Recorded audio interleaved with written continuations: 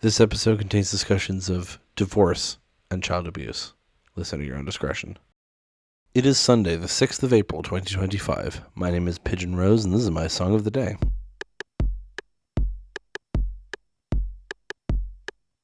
We're finishing up this week with another song with affected vocals. This one also a cappella, like Nobody Loves You Like Me. Well, actually, this is the only one of the three that's fully a cappella, I suppose. And this is kind of the iconic vocoder a cappella song. We're talking about Hide and Seek by Imogen Heap. Now, this song is most famous as a meme. And as with all songs like that, that's very hit and miss for me. Because I think that rickrolling people is funny, but gets old. It got old very quickly. I mean, that meme is from 2007, but Never Gonna Give You Up is like, it's a fun song. It's not bad. And so like, if you put that on, people are just only gonna think of the memes, you know? And similarly with Hide and Seek, you can't play the song without people referencing someone getting shot because it famously featured in the season 2 finale of the OC where a character got shot and this song started playing. And then it was parodied on Saturday Night Live in a sketch called The Shooting, also known as Dear Sister, where people keep getting shot and the song keeps restarting and overlapping. And it's really funny. That meme is really funny, but it does ruin the song somewhat in the way that, like, it doesn't ruin the song for me in that, like, I love listening to it and I love singing it to myself, but if I start going, what you say, people are just gonna laugh and think of the meme. It's like, no, it's so much more than that, though. It's one of the most influential songs of all time. Also, Jason Derulo sampled it in his song What You Say, which is terrible, and Jason Derulo should be ashamed of himself. But anyway, we're gonna go listen to it now and then come back in a few minutes and talk about it.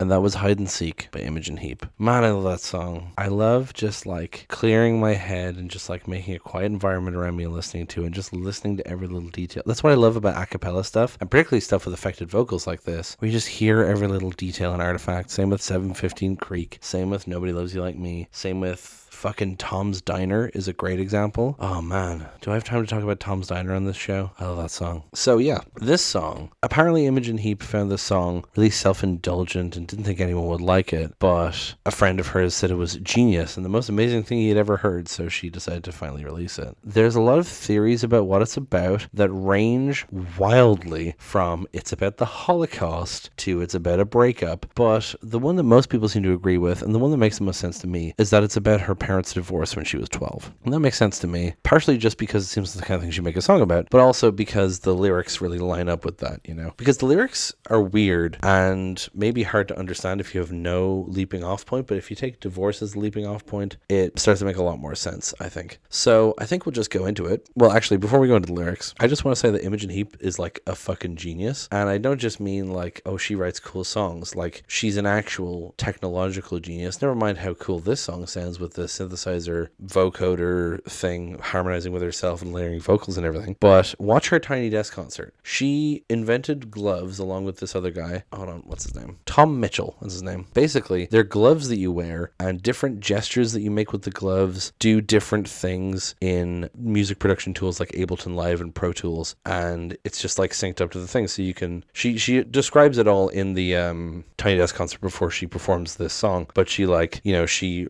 moves her finger and like changes the volume and like changes the echo and all that sort of stuff. It's just really cool. She's really interesting and her technology is interesting and her music is really interesting. So let's go through the lyrics, shall we? Where are we? What the hell is going on? The dust has only just begun to fall. Crop circles in the carpet, sinking feeling. Spin me round again and rub my eyes. This can't be happening. When busy streets a mess with people would stop to hold their heads heavy. Hide and seek. Trains and sewing machines. All those years, they were here first. There's something lost by just reading it dryly because it's not where are we, what the hell's going on. It's where are we? What the hell is going on? Like, oh, it's I love everything about the delivery of this song. So, the big thing in this song is very much disorientation and confusion, you know? And so it starts with where are we, what the hell's going on? The dust has only just begun to fall, crop circles in the carpet, sinking feeling. So dust settling is something that happens after, like, something big has happened. So you could say it's like an argument between your parents, say. Crop circles in the carpet seems to be referring to the impressions that furniture legs make in a carpet, you know, little like holes, not holes, like depressions in the carpet. And, you know, if you're moving around furniture, say someone's moving out, there would be crop circles on the carpet, and then sinking feeling. Although I find it interesting that sinking, comma, feeling. I like that. Spin me round again and rub my eyes. This can't be happening. She can't believe it. But also spin me round and rub my eyes. It feels like she's playing hide and seek, right? It's what you do when you spin around and you count to 10 or whatever. And then when busy streets a mess of people would stop to hold their heads heavy. This just sounds like she's getting overwhelmed by everything changing and everything happening. And then hide and seek, trains and sewing machines. It's hard to figure out what's going on here. Someone in the comments on Genius said that that's trains and sewing machines are what you'd see in a closet in the 90s. I assume they mean model trains. But then all those years they were here first. All those years they've been married, they were here first. She's so surprised that all those years of happy memories are being subsumed by these sad ones.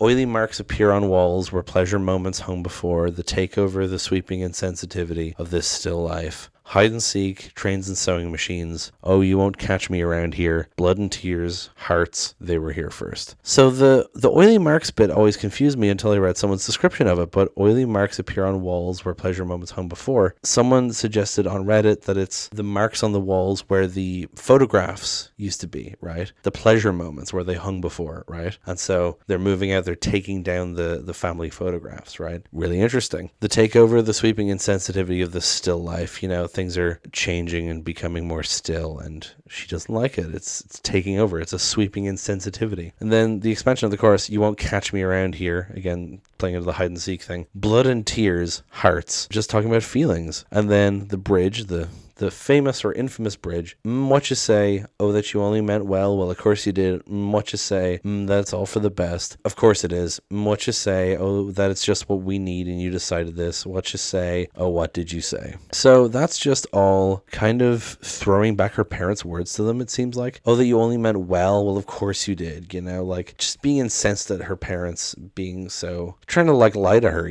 that it's all for the best. Of course it is. Like, it sounds really spiteful. You can really feel that's what is annoying about this being memed, is that this is a really emotional part of the song. It's just the fact that it's what you say is weird phrasing, right? And then it's just what we need and you decided this. She's like, oh, you decided this for me? This is what we need? And then the outro is a bunch of overlapping lines. So the first set of lines is, ransom notes keep falling out your mouth, mid-sweet talk, newspaper word cutouts, speak no feeling, no, I don't believe you, you don't care a bit, you don't care a bit. And that keeps repeating with backing vocal going, hide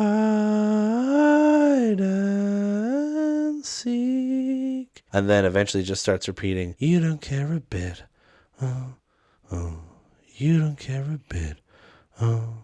And it just keeps repeating like that. And then eventually just, you don't care a bit. And apparently, because there's kind of a noise at the end, but it's not music necessarily. Apparently what you hear at the end here is a sample of a train passing by, which is interesting because it mentions trains and sewing machines in the chorus, right? But yeah, ransom notes keep falling at your mouth, mid-sweet talk, newspaper word cutouts. It sounds like she's saying ransom notes being constructed of newspaper word cutouts, mid-sweet talk. It's like during the nice things, they're still throwing in arguments and slight digs at each other, and or even just to her, they're trying to sweet talk her, and then sneaking in these little manipulative phrases, like the whole, it's for the best, I decided this, right? And then speak no feeling, no, I don't believe you, you don't care a bit, you don't care a bit. This is where she brings it all together to say whatever about her parents' own feelings. She's pointing out how they don't care how she feels about the whole thing. And that's what's so heartbreaking about the song, is that it's a 12-year-old looking up at her parents and being like, why is no one paying attention to what I feel in this moment, And that's really sad.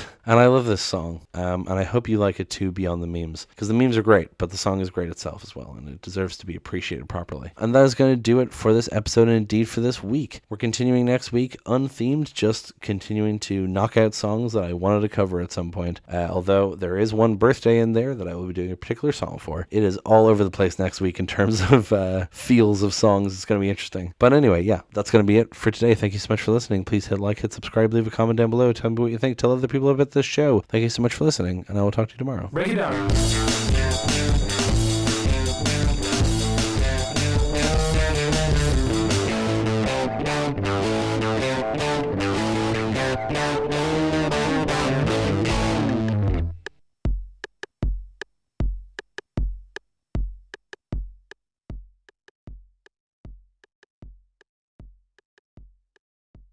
I am sitting in the morning, And instead I pour the milk.